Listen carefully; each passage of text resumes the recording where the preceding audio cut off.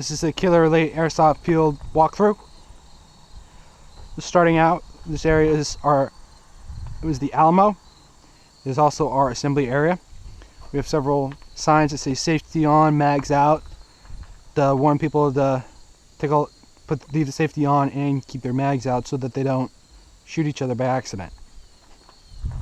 And here, the inside of the Alamo building used to be my sister's playhouse. As you can tell by the smaller size, there's a small tower and slide, and then this hidden door, a little small enough for a smaller person.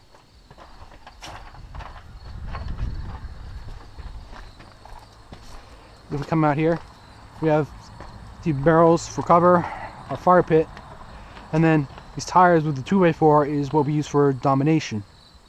When starting out, we leave the 2x4 flat on the tires, and then we have them put the 2x4 in the tires with their color sticking out.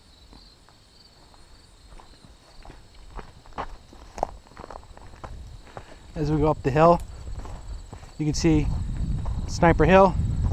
We've got Sniper Bunker, barrel cover over there. We'll have more barrels over there as an arrow pointing towards CQB house. Right now they're not there. We will be adding them later.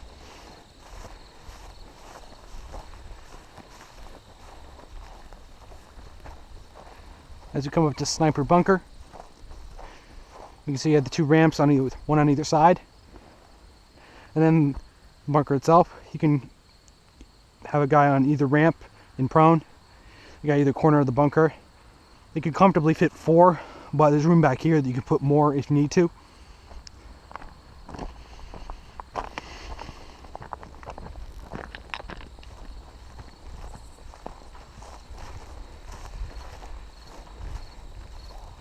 As we come up here, you can see one of our corners facing CQB house. You can also see another one of our domination positions. This serves as the middle point. This is going to be the one that's mostly fought over in domination, whereas the other one is at one end of the field and the other one's at the other. This is going to be the most contested one when we play domination.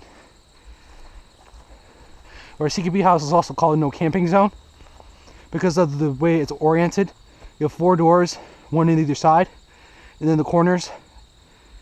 The way it is, we have a guy on each wall, and they carry usually CQB weapons that are 350 and under, usually pistols and shotguns of sorts. And then we do last man standing, and the first 1 to 3 wins. It also serves as a kill house. This is the door we kick in. This is the targets we use. The white signifies civilian, whereas red signifies bad guy. We have the zombie target to show where the head would be.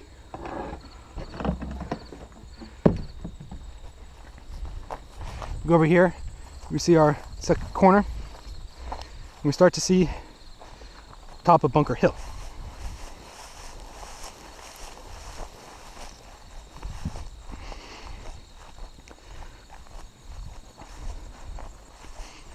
As we go down, this is 3-man bunker.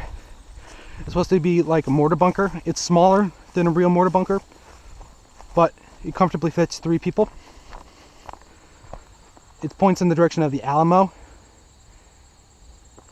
as well as has cover from down and up the hill. But the back of it is open. That's done for balance purposes, because we don't want them to have perfect cover.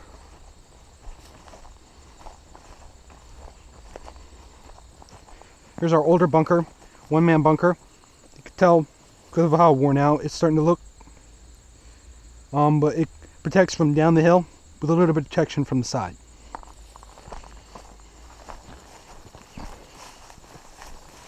As we head over here, you'll start to see one of our bigger brush piles. This brush pile has several logs in it. Most of our brush piles are mostly consist of smaller sticks and kind of push down, keep gaps out of it. Here we have a safe or a rusted fridge.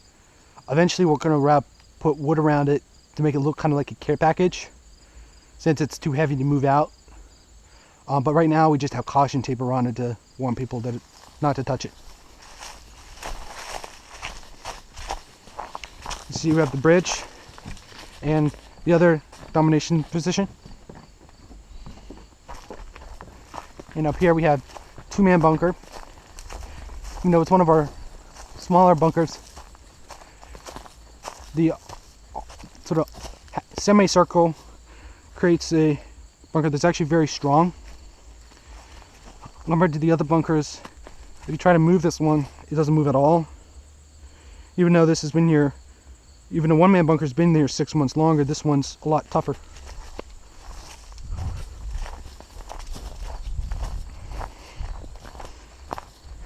You come down the hill, see more brush piles. Let's put this rope here to help people up and down this hill, because it's a little bit steep, and someone in full gear would have trouble just getting up this hill normally.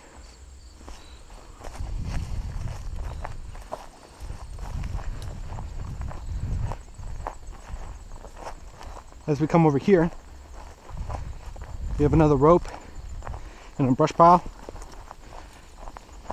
This is a good flank route. This rope also serves as the marker for our edge of our field. To the right of this is not ours. It kind of goes straight up the hill, up to the left of that brush pile. Eventually we'll put a post here with red on top to signify this is the border.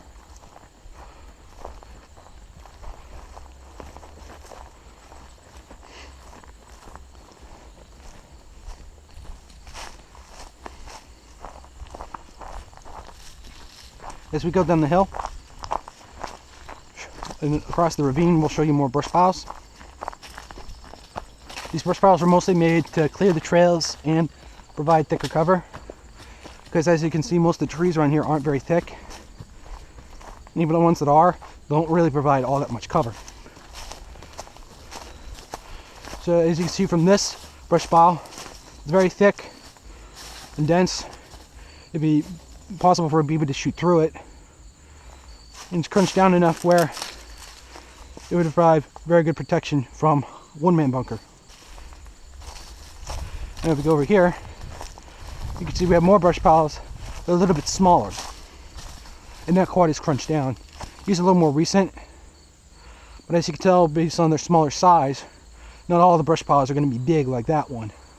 But as the brush piles get older and we pile more on it, they'll get thicker and provide better cover.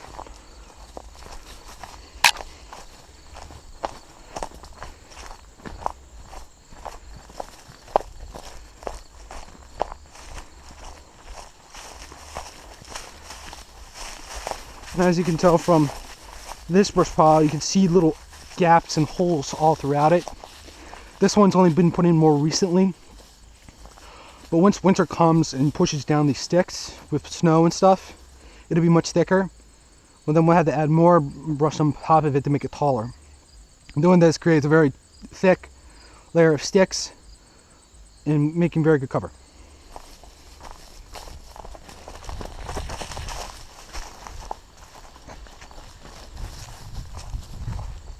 As we come over here, there's one of our ropes. We have 4 of these spread along the hill. One just up there. Can't tell from here, but over there we have a minefield.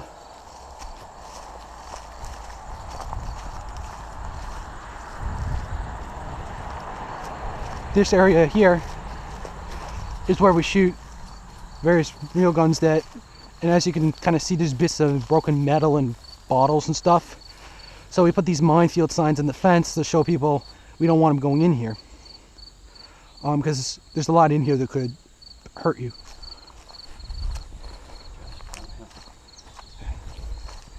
So I'm trying to find the rope.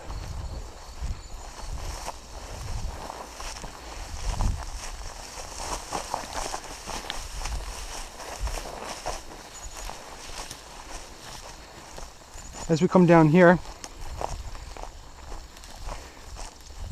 you will see the road. The road is a clear barrier where one of our edges of our field are. There's a dirt road up from us that also shows the other edge. As we come out here, one of the areas we're still working on.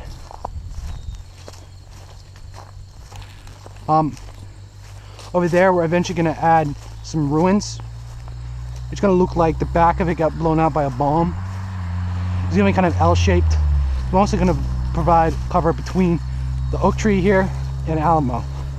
And as you can see, there's not a lot of cover. As we come up here, you see our big satellite dish. We have 2 more ropes, one here and one there. These ropes help you get up the hill much more quickly than you would normally.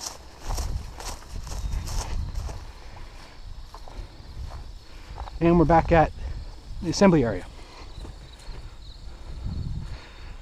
And that concludes our Killer Elite Airsoft Field tour. Hope you enjoyed.